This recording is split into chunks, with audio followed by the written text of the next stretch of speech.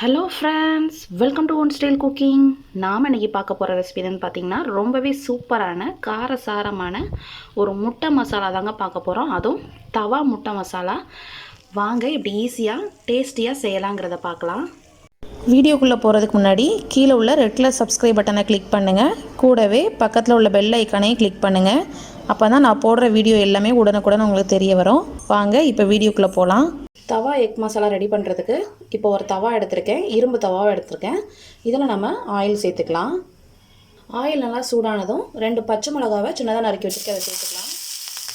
கூடவே ஒரு பெரிய வெங்காயத்தை நறுக்கி சேர்த்துக்கோங்க.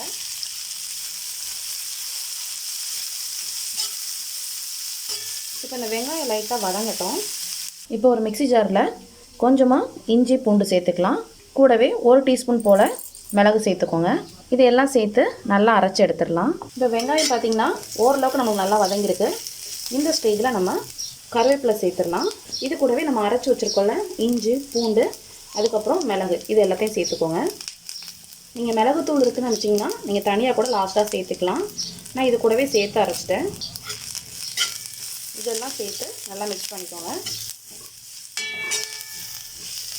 இந்த ஸ்டேஜில் நான் ஒரு 2 தக்காளியை இந்த மாதிரி கட் பண்ணி வச்சுருக்கேன், அதை சேர்த்துக்கோங்க.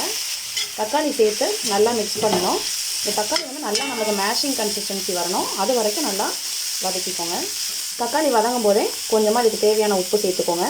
கூடவே கொஞ்சம் மஞ்சள் தூள் சேர்த்துக்கலாம், கொஞ்சம் மிளகாத்தூள். நம்ம ஏற்கனவே பச்சை மிளகா சேர்த்துக்கலாம், நல்லா உங்களுக்கு காரத்துக்கு எந்த அளவுக்கு வேணுமோ அந்தளவுக்கு சேர்த்துக்கோங்க. அப்புறம் ஒரு 1 டீஸ்பூன் போல் கொத்தமல்லி தூள் சேர்த்துருக்கேன்.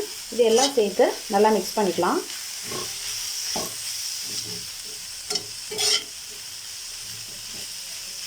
உங்கள்கிட்ட இரும்பு தவா இல்லைன்னு நினச்சிங்கன்னா நீங்கள் நான்ஸ்டிக்கில் கூட பண்ணலாம். ஆனால் இரும்பு தவாவில் பண்ணுறப்ப அது நல்லா நமக்கு ரோஸ்ட் ஆகி கிடைக்கும், ரொம்பவே சூப்பரான ஒரு டேஸ்ட் இருக்கும்.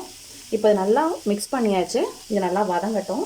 இப்போ பாருங்கள், நமக்கு தக்காளி நல்லா வதங்கியிருக்கு. இந்த அளவுக்கு நல்லா வதக்கிக்கோங்க. இது கூட 1/2 டீஸ்பூன் போல் கரம் மசாலா சேர்த்துக்கலாம். கரம் மசாலா சேர்த்து நல்லா மிக்ஸ் பண்ணிக்கோங்க. இப்போ இந்த மசாலா எல்லாமே நல்லா சேர்ந்து நம்மளுக்கு குக் ஆகிறதுக்கு இந்த ரா ஃப்ளேவர்லாம் நல்லா போயிடும். அதனால் ஒரு 1/4 டம்ளர் போல் தண்ணி சேர்த்துக்கோங்க. தண்ணி எல்லாம் சேர்த்து நல்லா மிக்ஸ் பண்ணி விட்டுக்கலாம். இப்போ இதோட ரா ஃப்ளேவர்லாம் போகிறது வரைக்கும் நல்லா குக் பண்ணிக்கோங்க. இப்போ பார்த்தீங்கன்னா இந்த ஸ்டேஜில் தண்ணி வந்து கொஞ்சமாக தான் இருக்குது. இந்த ஸ்டேஜில் நம்ம எக் ஆட் பண்ணிக்கலாம். முட்டையை வந்து பார்த்திங்கன்னா நான் நல்லா வேக வச்சு இந்த மாதிரி 2ஆக கட் பண்ணி வச்சுருக்கேன். இப்போ இதை சேர்த்துக்கலாம். நான் இன்றைக்கி 4 முட்டை எடுத்திருக்கேன். 4 முட்டையை இந்த மாதிரி 2ஆக கட் பண்ணி வச்சுருக்கேன். நீங்கள் வந்து முட்டையை வந்து ஃபஸ்ட்டே ரோஸ்ட் பண்ணிவிட்டு கூட நம்ம இதில் சேர்க்கலாம்.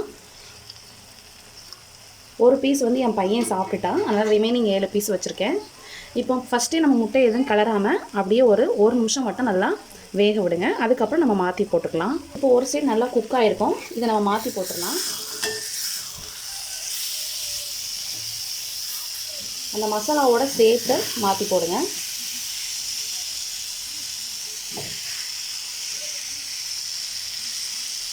இப்போ மாற்றி போட்டாச்சு. இப்போ உங்களுக்கு எந்த அளவுக்கு உங்களுக்கு ட்ரையாக வேணுமோ அந்த அளவுக்கு நீங்கள் ரோஸ்ட் பண்ணி எடுத்துக்கலாம். நான் இப்போ இதை ஒரு 3 நிமிஷம் போல் நல்லா ரோஸ்ட் பண்ணி எடுக்க போகிறேன். இப்போ நம்மளோட தவா முட்டை மசாலா ரெடி ஆகிடுச்சு. நம்ம நான்ஸ்டிக்கில் பண்ணோன்னா கீழே வந்து நமக்கு அடி பிடிக்காமல் வரும். ஆனால் இது வந்து இரும்பு சட்டிங்கிறதுனால கீழே வந்து அப்பப்போ நல்லா மிக்ஸ் பண்ணி விட்டுக்கோங்க. இப்போ நம்மளுக்கு சூப்பராக மசாலா ரெடி ஆகிடுச்சு.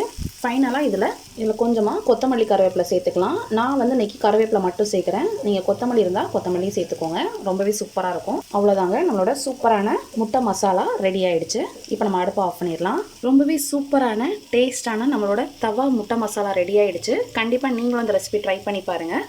இந்த ரெசிபி பிடிச்சிருந்துச்சுன்னா நம்ம சேனலை லைக் பண்ணுங்கள், ஷேர் பண்ணுங்கள், சப்ஸ்கிரைப் பண்ணுங்கள், மறக்காமல் கமெண்ட் பண்ணுங்கள். தேங்க்யூ.